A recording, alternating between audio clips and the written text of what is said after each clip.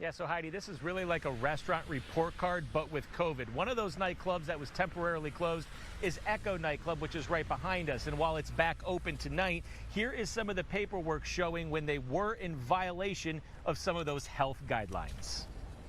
Echo Nightclub and Ibiza SLC Ultra Lounge, both in Salt Lake, were issued what's called an order of restriction from the Salt Lake County Health Department in September. You can imagine that health inspectors are often not the most popular people to show up at a business. The orders say both clubs failed to follow Utah's guidelines for not enforcing distancing and masks.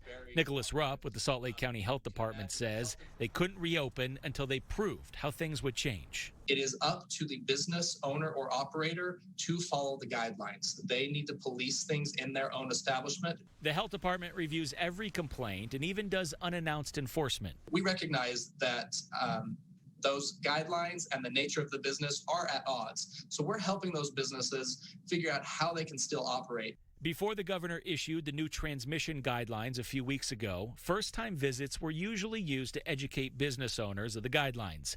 Now, written warnings are given out on the first visit, and that's happened 4 times since the middle of October. And that's just because of how extraordinarily bad transmission has been in the last few weeks in Salt Lake County. The owner of Ibiza told me he had no comment. They've had to evolve, and we want to help them do that successfully because it's just not responsible to have 100 people crammed into a small dance floor during a pandemic. Now, multiple messages throughout the course of the entire day to try to reach the owner of Echo.